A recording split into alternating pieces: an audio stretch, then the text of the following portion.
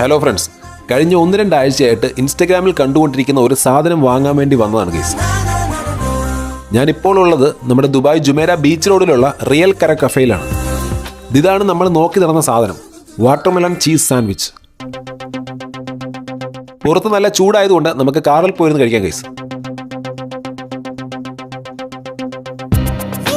സംഭവം ഇത്രയേ ഉള്ളൂ, 2 കഷ്ണം തണ്ണിമത്തൻ, അതിൻ്റെ ഇടയ്ക്ക് അല്പം ഫെറ്റാ ചീസിൻ്റെ ഫില്ലിങ്, പിന്നെ ഭംഗി ഒട്ടും കുറയ്ക്കാണ്ടിരിക്കാൻ അതിൻ്റെ മേലിലൊരു മിൻറ്റിൻ്റെ കമ്പും കുത്തി വെച്ചിട്ടുണ്ട് കേസ്.